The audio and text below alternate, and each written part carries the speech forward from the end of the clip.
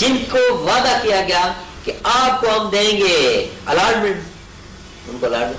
मैं आपको वाज़ेह कर देना चाहता हूं कि इस वक्त 5% लोग हैं जो 5 भी नहीं बनते, बिल्कुल 99% लोग हैं जिनको अभी तक अलाटमेंट हुई नहीं हुकूमत की तरफ से।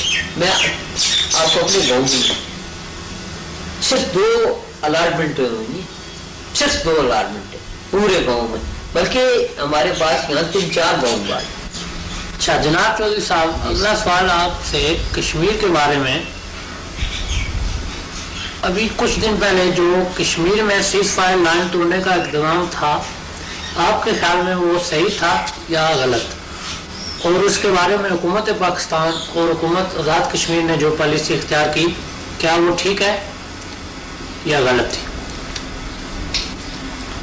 ये सीज फायर लाइन क्रॉस करने वाला इक़दाम जो कि ईमानुल्लाह की तरफ से ऐलान हुआ वो सही था, और उसमें ईमानुल्लाह का एक बयान था, और ये हकीकत भी है कि उसमें सरदार क़याऊम खान ने खुद ईमानुल्लाह से वादा लिया था।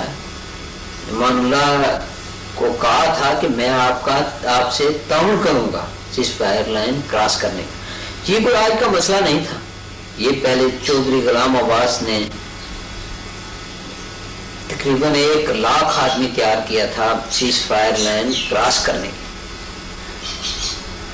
जहाँ जिस वक्त भी ये मसला सामने आया उस वक्त रुकावट की जो है ये हुकूमत पाकिस्तान में, उस वक्त की मौजूदा हुकूमत ने चौधरी गुलाम अब्बास साहब को गिरफ्तार कर लिया, और इस वक्त भी यही हुआ कि सीज फायर लाइन जब ईमानुल्लाह ने ऐलान किया 11 तारीख को, तो उसमें हुकूमत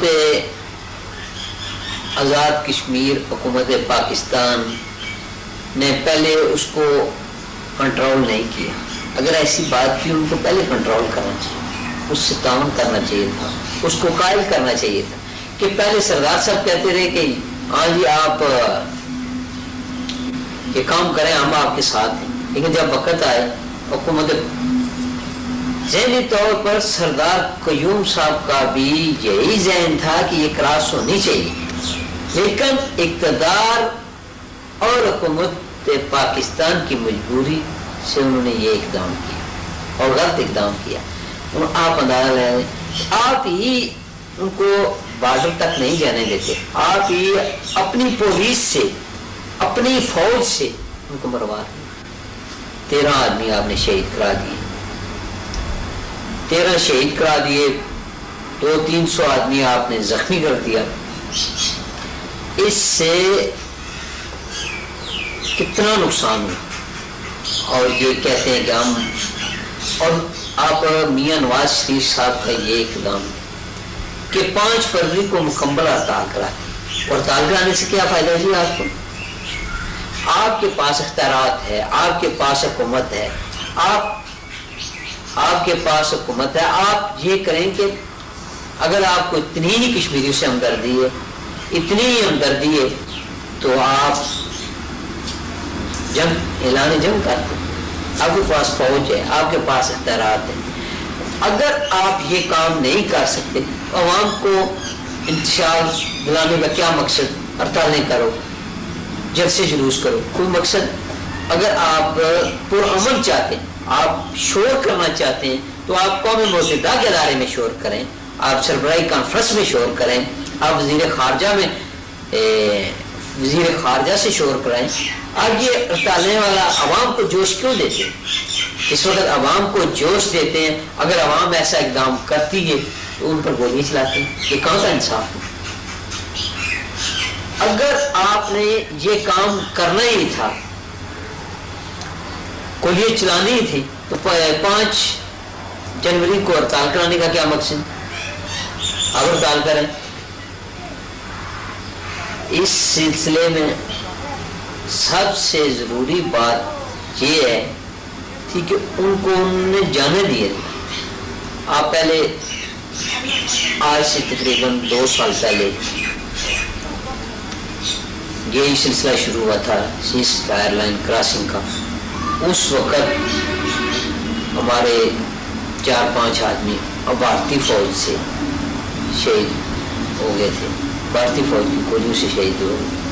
اور اس سلسلے میں یہ ہوا کہ ان لوگوں نے کراسنگ کی شہادت پائی، اور جو مقبوضہ کشمیر کے کشمیری لوگ رہنے والے کشمیر میں تھے انہوں نے سوچا دیکھو یہ لوگ ہمارے لیے کیا کر رہے ہیں، یہ بارڈر کراس کر کے ہمارے پاس آ رہے ہیں اور ہم یہاں خاموش ہیں. انہوں نے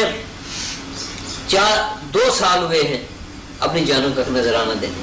صرف اس کی کیا وجہ تھی کہ ان لوگوں نے کراسنگ شروع کی تو ان لوگوں کو جوش آیا، وہ لوگ جاگے. اور اس وقت میں آپ کو واضح کر دینا چاہتا ہوں 2 سال سے زیادہ ہندوستان کنٹرول نہیں کر سکتا حکومت مقبوضہ کشمیر میں.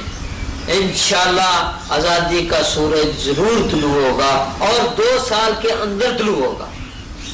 یہ میری بات آپ یاد رکھیں کہ 2 سال سے زیادہ کنٹرول نہیں ہندوستان کر سکتا. اس میں سب سے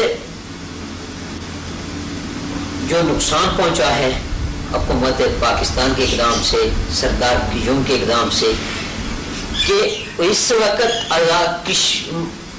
مقبوضہ کشمیر، آزاد کشمیر میں جتنے بھی لوگ تھے ان میں جو تقریباً 5% تھے جن کا یہ نظریہ تھا کہ ہم خود مختار رہیں گے. لیکن اس اقدام سے اس وقت 75% لوگوں کا یہ نظریہ بن گیا اور یہ ذہن بن گیا کہ ہم خود مختار رہیں. پاکستان کے ساتھ لاگ کرنے کا ہمیں کیا فائدہ؟ آزادی ہم خود لے رہے ہیں، آزادی خود لے رہے ہیں اور پھر ہم پاکستان کے محتاج ہو جائیں. اس سے خود مختار نعرہ لگانے والوں کو میں اضافہ ہوا اور یہ پاکستان کے لیے نہایت ہی نقصان دہ بات ہوئی. اور یہ ہونی تھی. دیکھیں کہ پہلے ہندوستان نے کہا ہے پاکستان کو کہ اگر آپ نے شملہ معاہدے کی خلاف ورزی کی، اس میں شملہ معاہدے میں یہ واضح ہے کہ اگر جو کراسنگ لین ہے، یہ جو سیز فائر لین ہے، یہ کراس جو ہے یہ نہیں کرنے دیں گے. اس میں انہوں نے واضح یہ چیز سامنے. اس سے انہوں نے کہا کہ اگر آپ یہ خلاف ورزی کریں گے تو پھر ہم آپ پر جنگ کر دیں گے،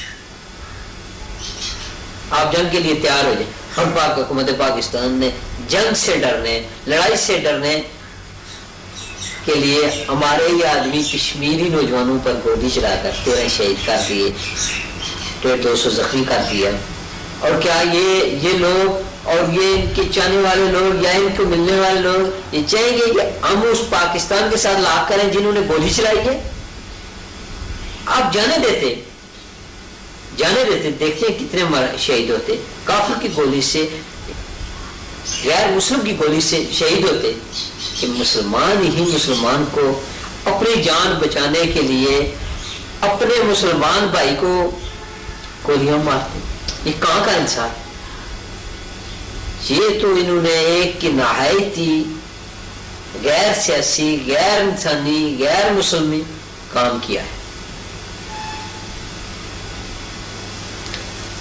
اچھا، جہاں تک مسئلہ ہے آپ یہ اندازہ لگا لیں کہ چند لوگ 30,000 اس وقت